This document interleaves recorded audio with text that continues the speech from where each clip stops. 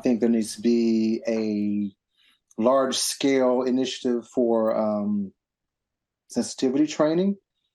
It should be mandatory. Nathan Bedford Forrest was a Confederate Army general and first wizard of the KKK from 1867 to 1869. A bust representing him was recently removed from the Tennessee state capitol. What's your definition of a heroic historical figure? And then would he have done the same thing if someone said, I want to come as Charles Manson, or I want to come as Hitler? Patrick Richardson has confirmed with the Lexington Herald leader that he had suspended the teacher, who is not being identified publicly, but is under investigation by the Kentucky Educational Professional Standards Board. And sir, since you are not identifying who it is publicly, we only have your face as the leader, and we will continue to utilize your leadership as who should be held accountable. So the reality is there's this tolerance in the culture of that teaching community that's okay with this kind of blatant racism. All right, guys, so we got to talk about an interesting story that really highlights the hypocrisy of the left when it comes to talking about history and teaching about race in schools, because they want us to talk about race in school. They want us to teach the real and full history of the United States, how bad the white man has been to everybody in this country, right? We hear this all the time, but when it comes time to actually talk about the history, okay, and to actually have that conversation, if it's done in a way that makes the woke revolutionaries uncomfortable, all of a sudden they actually don't really want to talk about history anymore. And I think that's what's happening here when it comes to this situation that happened out in Kentucky, where you had a teacher who was doing a history project with students where they were allowed to come to school dressed up as historical figures. And one student wanted to come to school dressed up as Nathan Bedford Forrest, a Confederate Army general and the first Grand Wizard of the Ku Klux Klan. And boy, oh boy, oh boy, oh boy, oh boy, as you guys can imagine, the NAACP and the woke revolutionaries melted down over this, crying racism, which ultimately led to the teacher getting suspended. However, there is at least one student defending the teacher, saying that, look, there's no racism involved with this. This is about history. And honestly, this teacher shouldn't be suspended. Take a look. Well, a Pulaski County teacher is suspended and under investigation tonight for allowing a student to come into school dressed as a KKK Grand Wizard. LEX 18's Ricky Sayer shares how the community is reacting in the LEX 18 Big Story at 11. With the school year nearing a close, one Pulaski County school is down one teacher. That teacher should be ashamed of herself or himself. The superintendent tells us a teacher allowed a student to come to school dressed as a member of the KKK. Give us a full 360, stand up real quick. Oh, it stopped recording.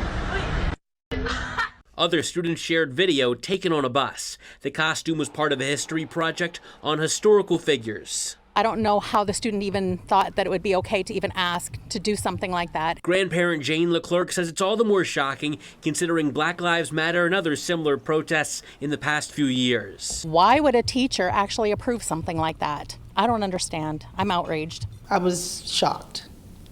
And then I'm a little mad about it. Kathy Townsend is a community organizer who has helped organize local Martin Luther King marches and Juneteenth events. The KKK represents hate. As simple as that. In a statement, Superintendent Patrick Richardson said, "It sickens me that this has occurred and embarrassed not only me, but our school district and community." This is harmful. If I used to be, when I was little, scared to even see pictures of the KKK. So could you imagine the students at Southern Middle that aren't white children? We spoke with one 8th grader with his parents' permission who said he was in the teacher's class. I see there's no reason for the teacher to be in trouble. Jackson Clark says the assignment was picking a historical figure to dress up as, adding the teacher approved what students would wear ahead of time. There was no racist movement behind of it. It was all like, there was black kids in the classroom, none of them, they all thought it was good. Nobody felt targeted, or you have to learn history to make sure you don't redo it. But Townsend says a clear line was crossed and the teacher should be fired. in this climate nowadays, in 2023, she knew better. And I think that it should be no tolerance. When it comes to racism, zero tolerance. A costume she feels represents hate that should have no place in a classroom. In Pulaski County, Ricky Sayer, LEX 18 News. Richardson says they'll work as hard as they can to rectify the situation. Oh boy, oh boy, oh boy, oh boy, oh boy. These stories, man, they really they annoy me, okay? Because I don't know what the left wants, right? Again, out of one side of their mouth, they want you to have these type of conversations. They want you to talk about the KKK, okay? Because remember, when they alleged that Republicans in Virginia and Texas were erasing teaching about the KKK in school, right? You remember how they got all butthurt about that? They got all mad and upset about that, okay? They don't teach about the KKK. They're erasing history, right, of all the evils that the white man did. All right, guys, so the liberal media went absolutely nuts yesterday when the Huffington Post released an article with the headline basically saying that the Texas legislature is removing a requirement to teach about the KKK and that it is morally wrong. Okay, now the woke revolutionaries on the left ran with this and tried to use this as evidence that, see, the Texas legislature, they want to ban the teaching of race, slavery, anything having to do with black history. They don't want to teach it. They want to erase history to make white people look all good. I told you that all of this conversation and legislation against critical race theory had nothing to do with critical race theory. They wanted to stop the teaching of actual history in the United States of America. Now, the Senate in Texas, they have passed a bill to stop the teaching of civil rights. Yeah, that's what the Senate has done. Texas Senate bill passes to remove required lessons on civil rights movements from the public curriculum. Public schools in Texas are now one step closer to no longer being required to teach about various American civil rights movements in social studies classes. I told you this was the intent of all of this misdirection about critical race theory. Had nothing to do with an advanced theoretical framework formalized in the 1970s and was here well before that. Had nothing to do with it. It had everything to do with a false pretext of critical race theory to create a context to get rid of teaching true history in America. Now they're literally saying you cannot teach about Susan B. Anthony or Dr. King or any of them. You can't do it. So now you have this teacher who decides that, you know what? Yes, I'll allow you to come to class dressed as the first KKK Grand Wizard, because basically the history project is, hey, come to class dressed as some type of historical figure, okay? I mean, for as much as the left is obsessed with the KKK, okay, you would think that you would consider the first Grand Wizard of the KKK and also a Confederate general to be a historic figure that I think is, you know what, it's probably appropriate for a student to come to class dressed as that person if the purpose is to learn more about that person in history and what they did. Clearly, and I think obviously, I don't think anybody's painting it in a positive light, okay? It's just one of those things where this is who he was, this is what happened, and students are learning about it. Not a big deal, right? In my opinion, I don't see what the issue is here. I don't understand it, I don't get it. I really don't. And in this story right here, it really just makes me mad because it's like, I just don't know what these people want. What do you want? What do you want? Right? I'm just saying. And then all these people, they always ask this same question. Well, would you be okay with this if it was Hitler? Right? And they ask the same question when it comes to reparations, right? Where you make the argument, well, hey, look, I think there's been too much time in between slavery and now for reparations, right? I don't think that, considering the amount of time that has passed, that reparations is practical at this point, right? And again, I always get the same question in my comment section. Well, would you say that about the Jews and the Holocaust? And I'm like, well, I mean, if it was 150 years removed, then yeah, I would probably make that argument because again, we're talking about 150 years, right?